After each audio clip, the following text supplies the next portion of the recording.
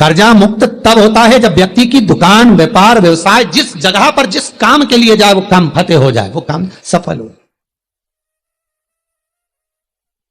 वो कार्य उसका सफल हो।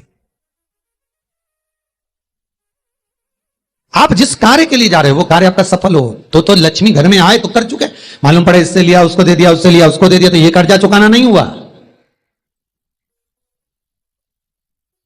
कि आपके घर में यदि गोबर का कंडा जलाकर, गाय के गोबर को, सूखे हुए कंडे को जलाकर अगर आहुति छूट रही है, कंडा भी नहीं जलाया, गैस पर भी बनाए हुए भोजन की 5 साकल्य छूट रही है, वो भी नहीं करा, भगवान के सामने कुछ धूप रखकर आप 5 साकल्य अन्न की छोड़ रहे हो, घर में जो भोजन बन रहा है, जो आप अग्नि में अगर दे रहे हो, तो उसका भाग ये रहता है कि उस घर में कभी हार्ट अटैक नहीं हो सकता।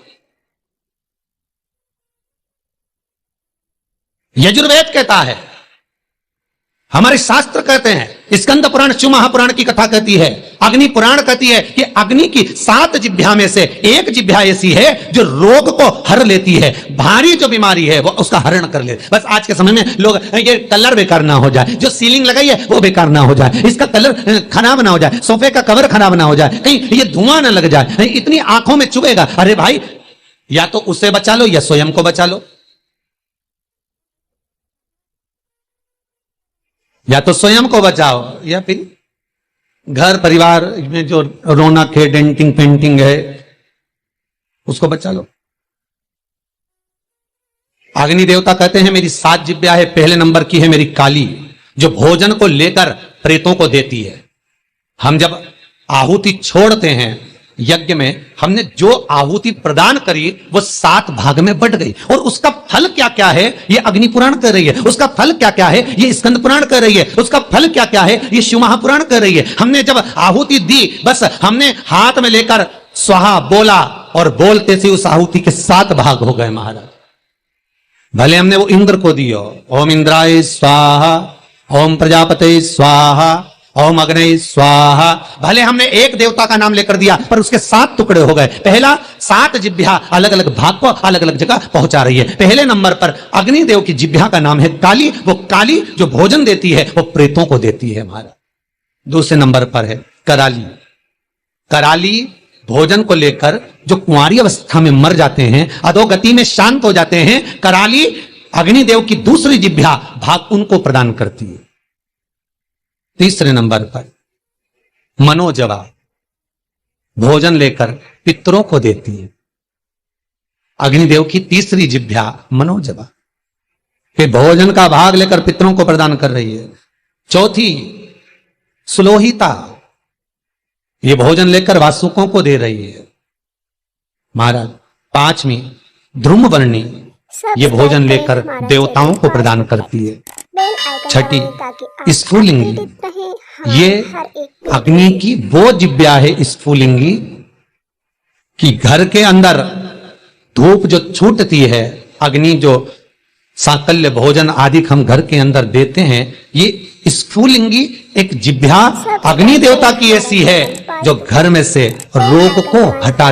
फिर निवेदन करूंगा, हार्ट अटैक की बीमारी को हटाना है तो घर में 7, 5, 3, 2, 1 तुम्हारी मर्जी पड़े उतने जो घर में भोजन बने वो अग्नि देवता को जिमाना है। थोड़ा सा धुआं जरूर होगा, धूप लगेगी तो धुआं तो होगा, पर बड़ी बीमारी घर में प्रवेश नहीं करती। क्यों? अग्निदेव की 6ठी जिह्वा स्फुलिंगी, रोग, बड़े से बड़े रोग को, यहां तक शास्त्र, आप पहले का इतिहास उठाकर देखिए, पहले के समय में अटैक की बीमारी नहीं होती थी, हार्ट अटैक नहीं होता था, शुगर नहीं होती थी, ये ब्लड प्रेशर नहीं होता था। आज के समय में सारी बीमारियां हो गई। क्यों? क्योंकि घर तो बड़ा बन गया, बंगला भी बड़ा बन गया, ऐश्वर्य राम की वस्तुएं भी बहुत हो गई, पर घर में जो प्रतिदिन 5 आहुतियां पूर्व के समय के लोग दिया करते थे, घर में 5 आहुतियां जो चूल्हे में छूटती थी वो आहुतियां बंद हो गई।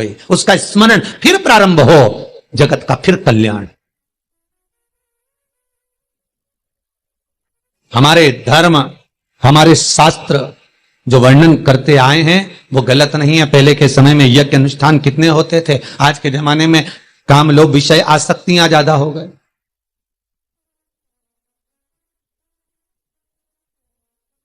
छठे नंबर की अग्नि देवता की जिह्वा का नाम है स्फुलिंगी। और अग्निदेव की ये छठी जिब्या स्फुलिंगी, ये बीमारी का हरण कर लेती है, ये रोग का हरण कर लेती है।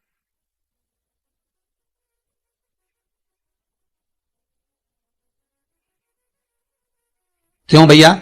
वो दिल्ली का हॉस्पिटल जहां पर महामृत्युंजय मंत्र पर रिसर्च चल रहा है, वेंटिलेटर पर पड़े हुए 10 व्यक्ति के घर वालों को बुलाकर कहा गया कि इन 10 का संकल्प छोड़ो महामृत्युंजय पाठ का।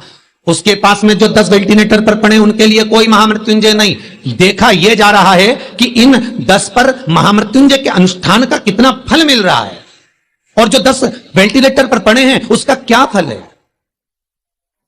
वहां के डॉक्टरों जब रिसर्च करते हैं, अखबारों में भी आया, फेसबुक यूट्यूब पर भी डला हुआ है, जब उन्होंने हॉस्पिटल का नाम तक डला हुआ है, जब अखबारों में आया, देखो असर क्या देखने को मिला।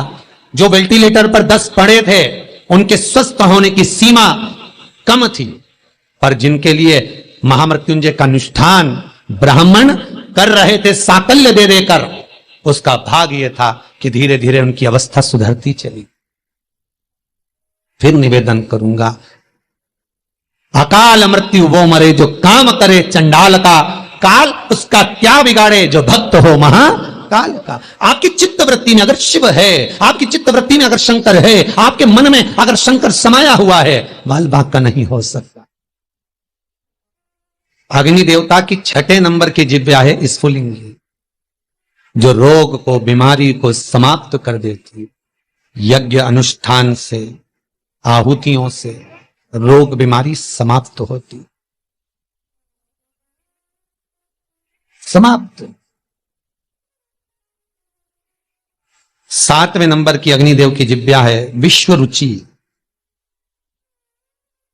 विश्व रुचि जो दरिद्रता को दूर भगाती है, लक्ष्मी का प्रवेश कराती है। जिसके घर में अग्नि के ऊपर साकल्य दी जाती है, भोजन दिया जाता है, हम तो यहां तक कहते हैं कि आप कंडा भी मत जलाओ, आप गैस जलाते हो तो गैस पर ही थोड़ा सा कुछ छोड़ दो। अग्नि तो है ना, किसी रूप में भी है तो अग्नि, आप उस पर ही छोड़ो। नियम, यज्ञ करता ब्राह्मण और यज्ञ करवाने वाला यजमान, दोनों को ध्यान रखना चाहिए। यजमान जब आहुतियां दे रहा हो, ब्राह्मण स्वाहा बोल रहे हैं, ओम इंद्राय स्वाहा, तो जो आहुतियां दे रहा है, अग्नि पुराण कहती है, स्कंद पुराण कहती है, जो आहुति दे रहा है उसके मुख से स्वाहा शब्द निकलना जरूरी होता है। महाराज ब्राह्मण बोले वो अपनी जगह पर है, ब्राह्मण संबोधन करे वो अपनी जगह पर है, पर जो आहुतियां डाल रहा है, जो सांकल्य प्रदान कर रहा है, उसके मुख से स्वाहा निकलना चाहिए। क्यों? क्योंकि ब्राह्मण का कर्म है देवताओं को बुलाना। उसने बोला ओम इंद्राय स्वाहा, इंद्राय सामने भाग लेने के लिए। अब यजमान का मन होना चाहिए खिलाने का, यजमान का मन होना चाहिए देने का। तो यजमान जब स्वाहा बोलेगा तब वो इंद्रदेव उस पदार्थ को ग्रहण करेगा। जिस आहुति में यजमान स्वाहा नहीं बोलता, वो आहुति देवता स्वीकार नहीं करता। इसलिए बीच बीच में यज्ञ करते समय यज्ञ करता ब्राह्मण यजमान से कहते हैं सावधान।